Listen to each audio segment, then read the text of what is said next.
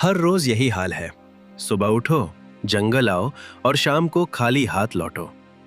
घर में बूढ़ी माँ पूछती है, आज क्या लाया? मैं क्या कहूँ?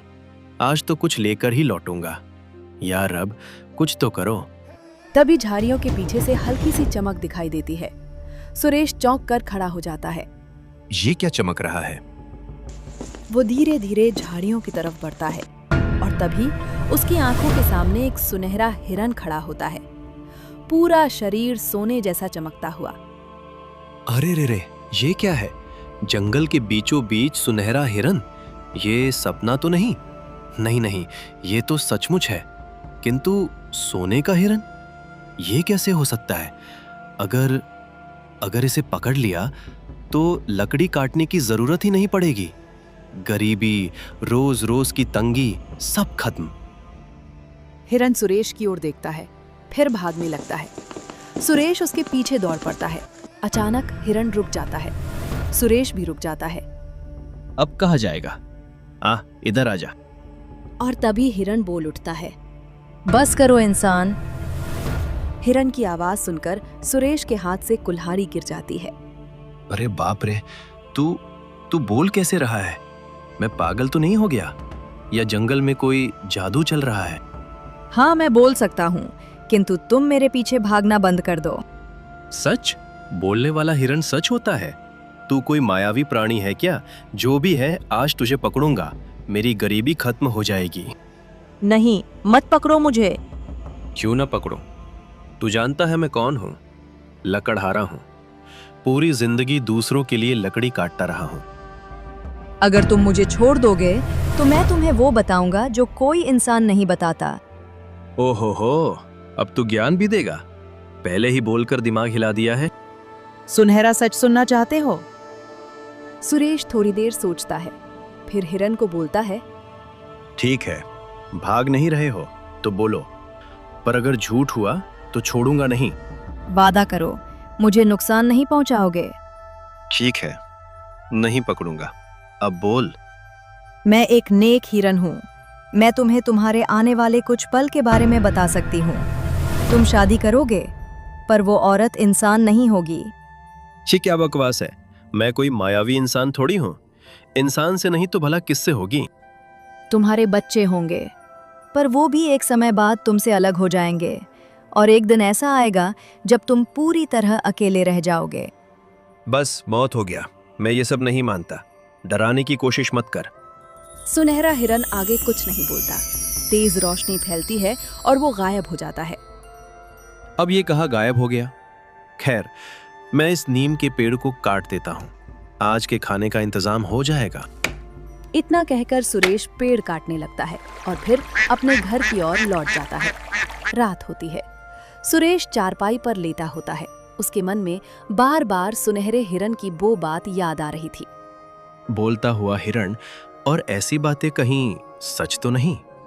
नहीं, सब वहम था। सुरेश सो जाता है। अगले दिन वो वापस अपने दिनचर्या में आ जाता है। ऐसे ही बहुत महीने बाद एक सुबह सुरेश घर से कुल्हाड़ी उठाकर जंगल की ओर जाता है। काफी देर तक पेड़ ढूंढने के बाद वो एक पेड़ को काटने लगता है। तभी पास की झाड़ी से एक इच्छाधारी नागिन उसे देख रही होती है। इतने दिनों बाद कोई इंसान देखा है, किंतु ये युवक कौन है और इस इलाके में कैसे आ गया? इतने दिनों से अकेली हूँ। मैं जाकर इससे बात करती हूँ, किंतु इसके लिए मुझे मेरे इंसानी रूप में आना होगा। तभी अचानक एक रोशनी के साथ वो अचानक एक सुंदर युवती में बदल जाती है। वो झाड़ियों के पीछे से निकलकर सुरेश के सामने जाती है। तुम कौन हो? क्या नाम है तुम्हारा? अरे तुम यहाँ अचानक से किस प्रकार आ गई? मैं सुरेश हूँ। जंगल के पास की झोपड़ी में रहता हूँ। लकड़ी काटने आया हूँ। किंतु तुम कौन हो और क्या तुम यहाँ अकेली हो? मेरा नाम संजना है। मैं यही रहती हूँ। किंतु क्या तुम नहीं जानते, इस इलाके में कई जंगली जानवर और जहरीले सांप रहते हैं। क्या करूं? मैं गरीब हूँ। घर में माँ है। पेट भरने के लिए करना पड़ता है। नागिन सुरेश के मेहनती स्वभाव से प्रसन्न हो जाती है। मेरा यहाँ कोई दोस्त नहीं है। मैं अकेली हूँ। क्या तुम मुझसे दोस्ती करोगे? सुरेश ज्यादा नहीं सोचता और हाँ कह देता है। अब दोनों की बात होने लगती है।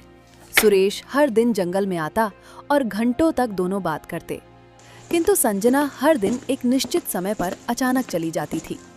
ऐसे ही कई दिन बीत जाते हैं। सुरेश और संजना एक दूसरे से प्यार करने लगे थे। आज मैं संजना को अपने दिल की बात बता दूंगा। उसे मुझसे शादी करने के लिए प्रस्ताव दूंगा। सुरेश 1 टन के जंगल जाता है। संजना हर रोज की तरह उसका इंतजार कर रही होती है। दोनों बात करने लगते हैं। संजना, मैं तुमसे एक बात कहना चाहता हूं। मैं तुमसे बहुत अधिक प्यार करने लगा हूं। मैं तुमसे शादी करना चाहता हूं। ये बात सुन संजना की आंखों में आंसू आ जाते हैं। वो चुप हो जाती है। तुम रो क्यों रही हो? क्या तुम मुझसे प्यार नहीं करती? अगर ऐसा है तो मैं तुम पे किसी भी प्रकार का दबाव नहीं डालूंगा। नहीं सुरेश, ऐसा नहीं है। मैं भी तुमसे प्यार करती हूँ और अपनी जिंदगी बिताना चाहती हूँ, किंतु ये असंभव नहीं है। हमारे रास्ते अलग है। तुम सच नहीं जानते। आखिर तुम कहना क्या चाहती हो? आखिर मसला क्या है और कैसा सच? तभी वही समय हो जाता है जिस समय संजना हर रोज अचानक चली जाती थी। अभी मुझे जाना होगा। मैं तुम्हें कल बताती हूँ पूरी बात। सुरेश संजना को रोक लेता है। नहीं, आज मैं तुम्हें नहीं जाने दूंगा। तुम्हें बताना होगा कि आखिर सच्चाई क्या है। हम क्यों शादी नहीं कर सकते और तुम रोज कहाँ चली जाती हो?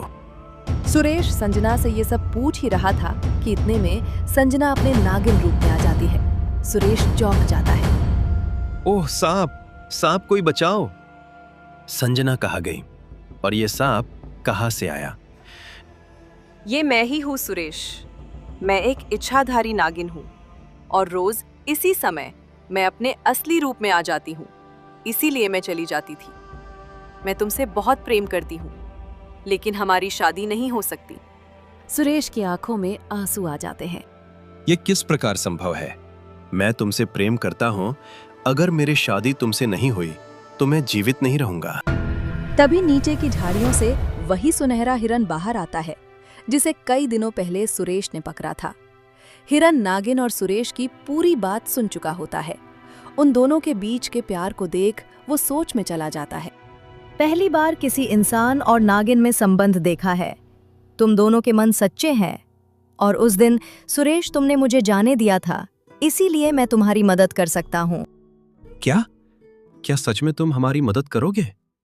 क्या मैं और संजना शादी कर पाएंगे? सुरेश, संजना, तुम दोनों का प्रेम सच्चा है, इसलिए मैं तुम्हें एक उपाय बता सकता हूँ, लेकिन ये रास्ता आसान नहीं है। बताइए, चाहे जितनी मुश्किल हो, बस हमें अलग मत कीजिए।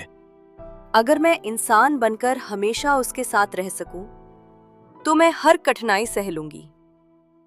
ठीक है, तो सुनो। इस जंगल के बहुत अंदर एक सुनहरा पेड़ है। उस पेड़ पर एक फल लगता है। अगर संजना उस फल को खा ले तो वो हमेशा के लिए इंसान बन जाएगी। सच? फिर तो हमारी सारी परेशानी खत्म हो जाएगी।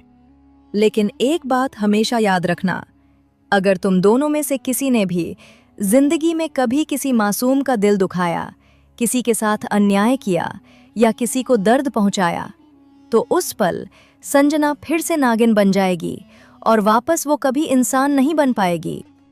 ये सुनकर संजना घबरा जाती है। सुरेश, अगर कभी गलती हो गई तो? नहीं होगी।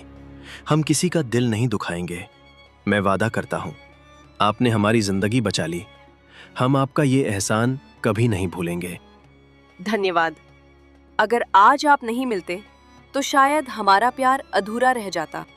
जाओ पेड़ के पास और याद रखना, प्यार सिर्फ पाने का नाम नहीं, निभाने का नाम है। इतना कहकर वो तेज रोशनी में गायब हो जाता है। चलो, अब देर नहीं करनी चाहिए। दोनों जंगल की और अंदर बढ़ते जाते हैं। तभी अचानक पूरे जंगल में हल्की सुनहरी रोशनी फैल जाती है। देखो, वो सामने क्या है? उनकी आंखों के सामने एक विशाल पेड़ खड़ा होता है। उसकी पत्तियां सोने जैसी चमक रही होती हैं। बीच में एक फल लटक रहा होता है। यही है सुनहरा पेड़। हमने ढूंढ लिया, सच में ढूंढ लिया। संजना पेड़ के पास जाती है और फल तोड़कर खा लेती है। तेज रोशनी फैलती है। संजना इंसानी रूप में खड़ी होती है। मैं इंसान हूँ और मुझे कोई दर्द नहीं हो रहा। संजना इंसान रूप में आ जाती है। इसके बाद दोनों शादी कर लेते हैं और साथ रहने लगते हैं। कई वर्ष बीत जाते हैं। अब उनका हंसता हुआ परिवार था। उन्हें एक बेटी और एक बेटा हुआ। सब सही चल रहा था, किंतु संजना की सास और संजना में आए दिन बहस होती। एक दिन की बात है। माँ, आज आपकी पसंद की सब्जी बनाई है, गरम गरम है, खा लीजिए। ये क्या बना दिया है? ये सब्जी तो मुझे बिल्कुल नहीं भाती। ऊपर से ये ठंडी भी लग रही है। नहीं माँ, अभी अभी उतारी है चूल्हे से। अगर चाहे तो मैं फिर से गरम कर दूं? नहीं नहीं, अब क्या गरम करोगी? तुम्हारे हाथ का खाना मुझे पचता ही नहीं। पहले जैसी बात नहीं रही। संजना चुप हो जाती है। उसकी आंखों में हल्की नमी आ जाती है। अगर आपको कुछ और चाहिए तो बता दीजिए माँ, मैं बना दूंगी। छोड़ो, भूख ही नहीं है। इतने में सुरेश बाहर से आता है। वो पूरा दृश्य देख चुका होता है। माँ, ये क्या बात हुई? संजना ने मेहनत से खाना बनाया है। अब इसको समझाना भी गुनाह हो गया है क्या? मुझे अच्छा नहीं लगा तो मैंने कह दिया। माँ, आप हर बात में कमी निकाल देती हो। खाना गरम है, स्वाद भी ठीक है। आप बेवजह बात बढ़ा रही हो। सुरेश संजना की तरफ देखता है। तुम रहने दो संजना, तुमने कुछ गलत नहीं किया। मैं बस माँ का ख्याल रखना चाहती थी, पर इनका तो रोज रोज का नाटक हो गया है। चाहे मैं कुछ भी कर लूं, इनको पसंद नहीं आता। माँ को आदत है हर बात पर नाटक करने की। तुम दिल छोटा मत करो। माँ को बेटे की बातों का बुरा लग जाता है। वो कुछ कहती नहीं, बस चुपचाप उठकर अंदर चली जाती है। अब तो बेटे की नजर में भी मैं ही गलत हूँ। यही दिन देखना बस बाकी रह गया था। अब बहुत हो गया। इस बहू ने मेरे भोले बेटे को फंसा लिया है। सभी लोग सो जाते हैं। अगली सुबह सुरेश अपने काम पर चला जाता है और बच्चे स्कूल चले जाते हैं। बेटा भी अब पराया हो गया। बहू के सामने मेरी कोई कीमत नहीं रही। अब ये बूढ़ी अकेली है। वैसे इसने सच कहा था। मैं रोज इसको खराब खाना देती हूँ, लेकिन कोई इस बूढ़ी पर यकीन नहीं करता। चलो, अब इस बूढ़ी से काम कराती हूँ। संजना कमरे से बाहर आती है। अरे, आपने अभी तक कोई काम नहीं किया। इतना भी काम चोर होना बेकार है। पता नहीं कितनी आलसी है तू बुढ़िया। बेटी, आज मेरी तबीयत बहुत खराब है। अगर मैंने काम किया तो मुझे चक्कर आ जाएंगे। क्या तुम चाहती हो घर का सारा काम भी मैं करूं? क्या तुम बस खाने के लिए ही हमारे ऊपर बोझ बनी बैठी हो? बेटी, मैं बर्तन धो दूंगी और घर में भी साफ सफाई कर दूंगी। इतने में सुरेश घर में आता है। क्या हो रहा है यहाँ? अब किस बात पर बहस हो रही है? देखिए, आज मैं बहुत बीमार हूँ। मैंने माँ से कहा कि आप थोड़ा सा हाथ बटा दें, पर इन्होंने मुझे बहुत उल्टी सीधी सुनाई। माँ, आपको जरा भी समझ नहीं है? बेटा, मैंने ऐसा नहीं कहा। क्या आपको पता है संजना कितनी शरीफ है? उसकी तबीयत सही नहीं है, पर आपसे इतनी मदद मांगने के बाद भी आपने उसको इतनी सुनाई। माँ की आंखों से आंसू बहने लगते हैं। संजना का गुस्सा और बढ़ जाता है। हर दिन यही होता है, कभी खाने में शिकायत, कभी बातों में ताना। अब काम तक आ गई बात। माँ, आप रोज रोज घर में क्लेश करती हैं। हम शांति से जीना चाहते हैं। तो अब माँ बोझ बन गई है। अगर आपको यहाँ रहना अच्छा नहीं लगता तो कहीं और चली जाइए। क्या बेटा, तू अपनी माँ को घर से निकाल रहा है? हाँ माँ, आप कुछ दिन के लिए कहीं चली जाइए। यहाँ रोज रोज लड़ाई ठीक नहीं। मैंने तुम्हें जन्म दिया, आज तुम मुझे घर से निकाल रहे हो। माँ, ये सब आपकी वजह से हो रहा है। अब जाइए। माँ धीरे धीरे उठती है। रब तुम्हें खुश रखे बेटा, मैं जा रही हूँ। माँ घर से निकल जाती है। जंगल के दूसरे छोर तक जाती है। वहीं एक पेड़ के नीचे बैठकर फूट फूट कर रोने लगती है। या रब, क्या यही मेरे कर्मों का फल था? उसके आंसू जमीन पर गिरते हैं। माँ के आंसू गिरते ही उसी पल संजना को तेज चक्कर आता है। सुरेश, मुझे अजीब लग रहा है। अचानक वही सुनहरी रोशनी फैलती है और संजना दर्द से चिल्ला उठती है। संजना, ये क्या हो रहा है? देखते ही देखते संजना नागिन में बदल जाती है। नहीं, ये कैसे? उसे सुनहरे हिरन की बात याद आती है। ये हमसे इतना बड़ा पाप हो गया। अपने बारे में सिर्फ सोचा हमने और माँ का दिल तोड़ दिया। संजना की आंखों से आंसू बहने लगते हैं। उसे पछतावा होने लगता है। अब मैं यहाँ नहीं रह सकती। बच्चों को सच पता चल गया तो मैं वापस जंगल में जा रही हूँ। संजना जंगल की ओर चली जाती है। सुरेश माँ को ढूंढने निकलता है। पूरे जंगल में आवाज देता, लेकिन माँ कहीं नहीं मिलती। वो वापस घर लौट जाता है। बच्चे दौड़ते हुए आते हैं। बाबा, माँ कहाँ है?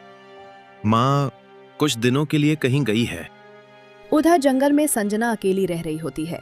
इंसान की दुनिया और सांपों की दुनिया दोनों के बीच फंसी हुई। कई साल बीत जाते हैं। दीदी, क्या तुम्हें कभी लगता है कि बाबा हमसे पूरा सच नहीं कहते? जब भी माँ का नाम आता है वो बात बदल देते हैं।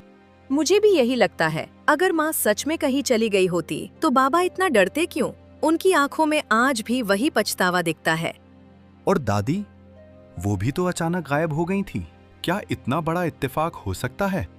नहीं, मुझे लगता है माँ और दादी दोनों की कहानी एक ही है। तो फिर क्या हम जिंदगी भर बस इंतजार करते रहें? नहीं, अब हमें खुद चलकर सच ढूंढना होगा। बाबा को बताए बिना? अगर बताएंगे तो वो हमें रोक लेंगे और शायद कभी हमें जाने ही ना दें। दोनों चुपचाप फैसला कर लेते हैं। अगली सुबह सुरेश रोज की तरह जंगल चला जाता है। बच्चे धीरे धीरे घर की दहलीज पार करते हैं। सुरेश शाम को घर लौटता है तो घर खाली पाता है। बेटा, बेटी? कोई जवाब नहीं मिलता। अरे, बच्चे कहाँ चले गए? सुरेश को सुनेरी हिरन की बात याद आ जाती है। वो जमीन पर बैठ जाता है। नहीं, ये भी मुझे छोड़कर नहीं जा सकते। पहले माँ गई, फिर संजना गई, और अब बच्चे भी। रब क्यों? अब मेरे पास क्या बचा?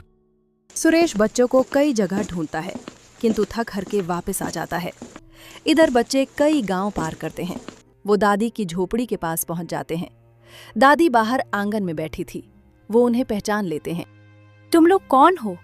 इस जंगल में बच्चे कैसे आ गए? दादी, हम आपके पोते पोती हैं। दादी की आंखें भर आती हैं। इतने सालों बाद रब ने मेरी सुन ली। हम आपको और माँ दोनों को ढूंढ रहे हैं। दादी चौंक जाती है। माँ को ढूंढ रहे हो? सुरेश ने तुम्हें कुछ नहीं बताया? नहीं दादी, वो बस कहते हैं माँ कहीं चली गई। किंतु क्यों? दादी, आप घर क्यों छोड़कर गई थी? उस दिन मैं टूट गई थी।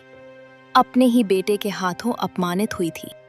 दादी, बाबा आज भी अकेले हैं। कृपया हमारे साथ चलिए। फिर वो दोनों अपनी माँ को ढूंढने निकल पड़ते हैं। कई दिनों तक तलाश करते हैं। फिर एक दिन तालाब किनारे बैठे रहते हैं। उसी तालाब के किनारे उसकी माँ संजना भी रहती थी। उनकी आवाज सुन संजना बाहर आती है और उनकी बात सुनने लगती है। भैया, क्या माँ हमें पहचान पाएंगी? माँ कभी अपने बच्चों को नहीं भूलती। झाड़ियों से नागिन निकलती है। भैया, सांप! डरो मत, मैं तुम दोनों को कोई नुकसान नहीं पहुंचाऊंगी। ये क्या? ये बोल कैसे सकती है? वो सब मैं अभी नहीं बता सकती, किंतु मैं जानती हूँ तुम अपनी माँ को ढूंढ रहे हो। लेकिन कुछ सच ऐसे होते हैं जो माँ होकर भी बताए नहीं जा सकते। इस जंगल में एक सुनहरा हिरन रहता है। अगर कोई तुम्हारी मदद कर सकता है तो वही कर सकता है। उसकी गुफा पहाड़ी के भीतर है। वहां जाकर अपने दिल की बात कहना। वो धीरे धीरे जंगल में गायब हो जाती है। दोनों बच्चे संजना के बताए रास्ते की ओर बढ़ते हैं। गुफा के भीतर हल्की सुनहरी रोशनी फैल रही होती है। दोनों बच्चे डरते डरते गुफा के अंदर जाते हैं। कौन हो तुम और इतनी दूर मेरे निवास तक कैसे आ पहुंचे? हम आपके पास मदद मांगने आए हैं। हमने सुना है कि आप हर सच जानते हैं। मदद? पहले ये बताओ कि तुम हो कौन? हम सुरेश के बच्चे हैं और हमारी माँ कहीं खो गई है। सुरेश, क्या वही लकड़हारा जिसने एक दिन मुझे छोड़ दिया था? हाँ, वही हमारे पिता है। बच्चे पूरी कहानी बताते हैं। दादी का घर से जाना, माँ का गायब होना। मुझे विश्वास नहीं होता, कैसे कोई इंसान अपनी ही माँ का अपमान कर सकता है? कैसे अपने ही हाथों से अपने भाग्य को तोड़ सकता है? क्या मतलब भाग्य तोड़ना? वो नागिन जिसने तुम्हें ये भेजा है वही तुम्हारी माँ है। हिरन उन दोनों को अतीत की सारी बातें बताता है। क्या अब भी कोई रास्ता बचा है? क्या हमारी माँ वापस इंसान बन सकती है? अब रोने का समय नहीं है। अगर समाधान चाहिए तो पहले अपने पिता को सच का सामना करना होगा। चलो, मुझे तुम्हें तुम्हारे पिता तक ले जाना है। सुरेश घर के आंगन में बैठा होता है। तभी बच्चे और सुनहरा हिरण सामने आते हैं। तुम और ये सुनहरा हिरन? सुरेश, आज भाग नहीं पाओगे। आज तुम्हें अपने कर्मों का सामना करना होगा। दादी भी सामने आती है। माँ, मैंने बहुत बड़ा पाप कर दिया। मैंने गुस्से में आपको घर से निकाल दिया। हर दिन, हर रात में उसी गलती में पछताता रहा। मुझे माफ कर दो माँ। मैं एक बुरा बेटा साबित हुआ। बेटा, माँ का दिल टूट सकता है, लेकिन वह अपने बच्चे को कभी बद्दुआ नहीं देती। तुम्हारे पश्चाताप में सच्चाई है, और यही सच्चाई किसी भी बद्दुआ से बड़ी होती है। चलो, अब समय है अब ठीक करने का। सब लोग झील के किनारे पहुंचते हैं। झाड़ियों से नागिन निकलती है। बच्चे रोते हुए आगे बढ़ते हैं। माँ, हम जान गए हैं, आप ही हमारी माँ हो। मुझे माफ कर दो माँ जी। अगर मैंने उस दिन कुछ न कहा होता तो शायद ये सब न होता। मैंने जानकर आपका दिल दुखाया। बेटी, अगर मेरा दिल टूटा था तो आज जुड़ भी गया। संजना, मैंने माँ का दिल तोड़ा और उसी पल तुम्हें खो दिया। मुझे माफ कर दो, मैं तुम्हें ढूंढ नहीं सका। आज सबके दिल साफ हैं। आज पछतावा, प्रेम और क्षमा तीनों एक साथ खड़े हैं। इसलिए मैं आज ये बद्दुआ तोड़ सकता हूँ। सुनहरा हिरन अपनी आंखें बंद करता है। पूरी झील सुनहरी रोशनी से भर जाती है। नागिन चमक में घिर जाती है। धीरे धीरे संजना फिर से इंसान बन जाती है। संजना बच्चों को गले लगा लेती है। उस दिन के बाद घर फिर से बस गया और पूरे परिवार ने बाकी जिंदगी सुखी संपन्न होकर गुजारी। तो प्यारे दोस्तों, इस कहानी से हमें ये सीखने को मिलता है, हमें कभी भी किसी का दिल नहीं दुखाना चाहिए, क्योंकि गलत काम का फल हमेशा गलत ही होता है। इसलिए हमेशा अच्छे काम ही करें। तो प्यारे दोस्तों, इस कहानी को लाइक, कमेंट और हमारे चैनल को सब्सक्राइब करना बिल्कुल ना भूलें। Thank you.